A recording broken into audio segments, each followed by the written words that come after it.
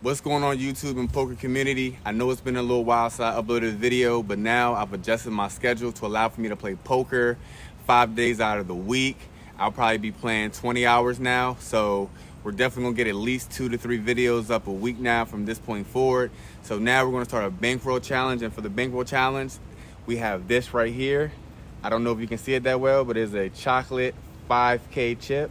That's going to be our bankroll for 1-3, and we are going to play 1-3 until we build it up to 10,000, and then from there we're going to play 2-5.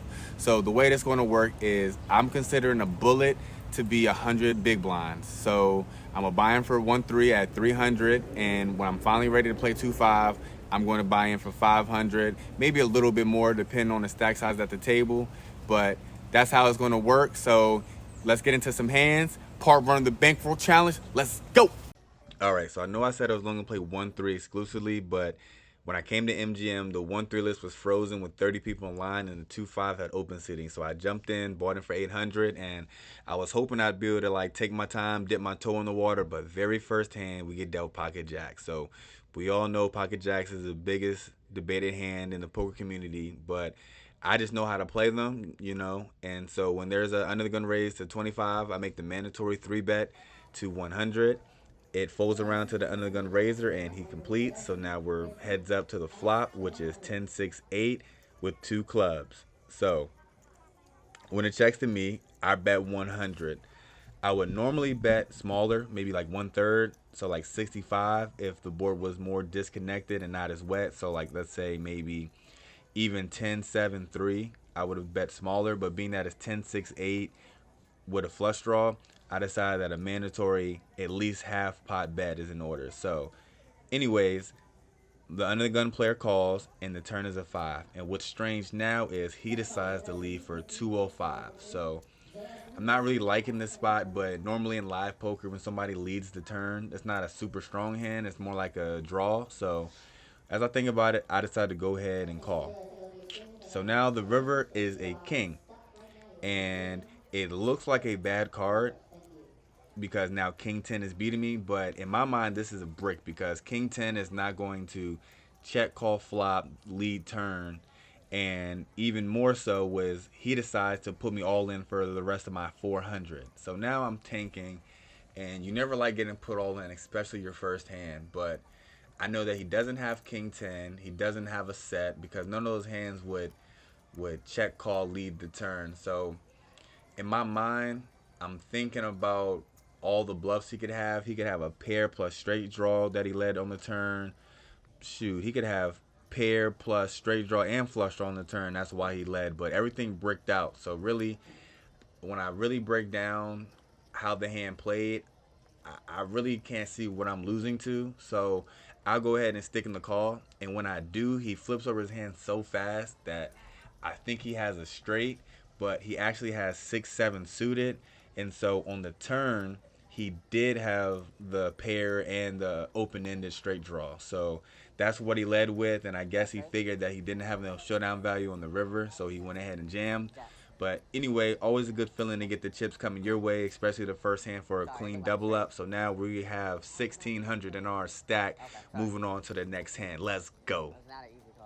All right, so only a couple hands later, we get another premium. We have Ace Queen in early position, and we raise to 20. We only get one caller from the cutoff, and the flop comes Ace Queen 7. So I decided to down bet to 15, and he calls pretty quickly. So on the turn, it is a king.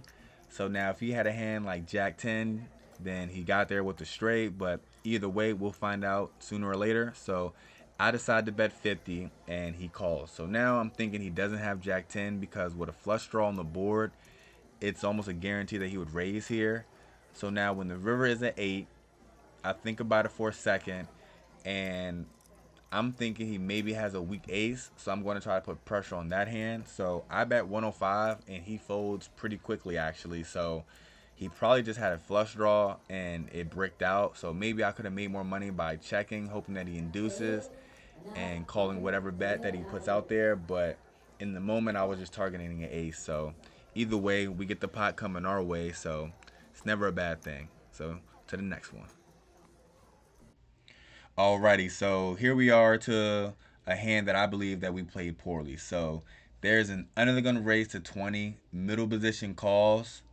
I'm on the button, so of course I'm going to put in that 3 bet. So I raise it up to 100. And when I do that, something weird happens is the under the gun raiser folds, but the middle position decides to double flat. So now I'm thinking he probably has a hand like ace queen, ace jack suited, or some type of pocket pairs trying to hit a flop. So when we get to the flop, we actually see Jack 7-4. And I like this flop a lot, but where I make the mistake is I put out a bet of 100, which is more than 40% of the pot. So he doesn't think about it too long and he folds. The reason why I believe that that was played poorly because I believe that this would have been a perfect time on a dry flop like this to go ahead and bet maybe, let's say 65, where he'll peel with his ace highs, he'll peel with his pocket pairs that missed. So I believe if I did that, I probably could have got a little bit more value going to the turn. But either way, we win the pot, and time to show you a hand that I play horrendously. So we get dealt pocket aces, which is what everyone loves to get dealt. And I've raised up to 20 under the gun. And there are 4 callers. That's right, 4 callers. So we're 5 ways to the flop. And on the flop, it comes 997 with 2 diamonds. And so for some reason, I decided to bet 20, which is no point of doing that because everyone is going to have a better chance of smashing this board better than me. So, anyways, the guy right behind me decides to raise it up immediately to 75. So it folds all the way around to the big blind, and she decides to put in the call. So this should clearly tell me to get out of this pot, but I decide to call. I don't even have the ace of diamonds in my hand, and I call. So we get to the turn, and the turn is a 6 now. And on this card, the new leader bets 105, and it gets back to the big blind, and she calls again. So now, all right, I'm not stupid. Well, not that stupid. So I get out of the way. But just to show you how far behind I was, I'll tell you the rest of the hand. So off to the river now. It is a 8 of diamonds. So now there's 4 diamonds that can make up the straight flush. So now the guy behind me who raised on the flop decides to put out a block bet of 100, which was pretty weird. And the young lady on the big blind, she decides to stick in the call. And he had pocket 7, so he flopped a full house. She had 9-6 suited, so she turned a better full house. And I don't know what I was doing being in that pot. That just lets you know, like, sometimes you can have these brain farts, but that's how you just light $100 on fire for no reason. So please, please, please do not try this at home. All right, so here we are. This is one of the most craziest and unique hands that I've played in a while. So you guys comment here what you think I should do, but let me explain the hand to you. So there's a limp to me in early position, and I raised to 20, and only the original limper actually calls. So we're off to a flop, which comes ace jack 4 with 2 clubs. So there's a flush draw on board, and I got top 2 pair. It's not too bad, right? So I bet the same thing I bet on pre-flop, 20, and the old man coffee that limped now raises me to 40. Now, normally, if this was anybody else, I'd be putting in another raise, but being an old man coffee, you just never know. You could easily have a set of 4s here. So I decided to call because I can just never fold here.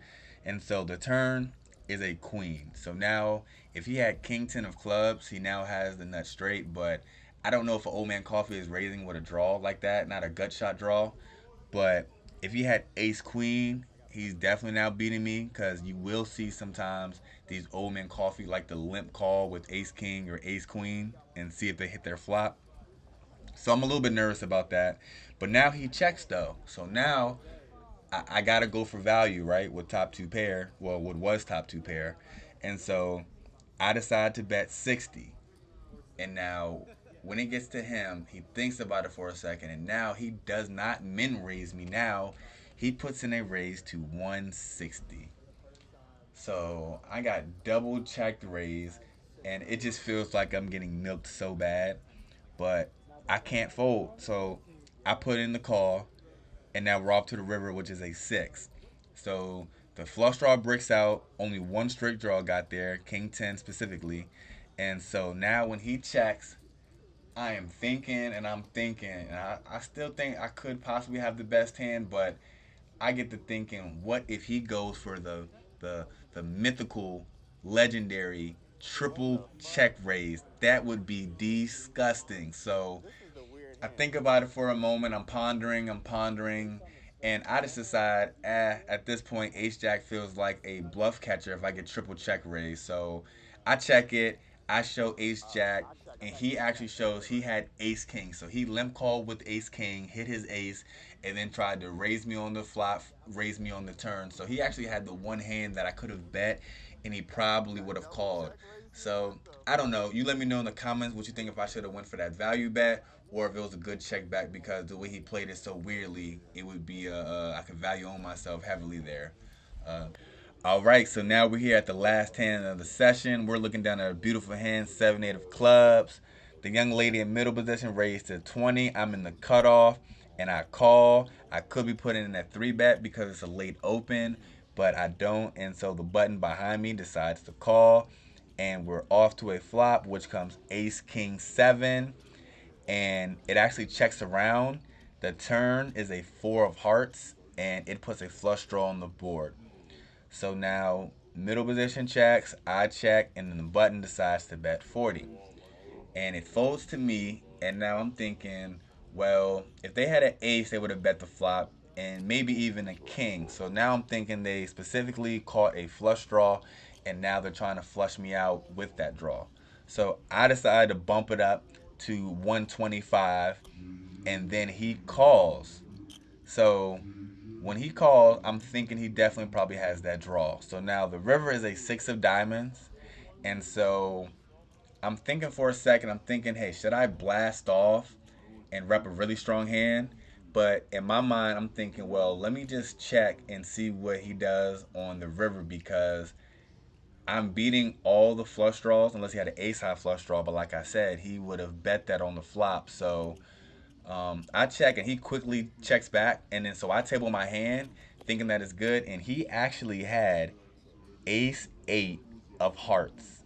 So he did have an ace on the flop, and he did turn the flush draw, but I just didn't put that 1 and 2 together. And as far as blasting off, now that I see his hand, I mean, in these low stakes, man, good luck if you're trying to blast off and getting people off a top pair. But either way, that's the last hand. So I'm gonna meet y'all in the outro, and let's see how we did.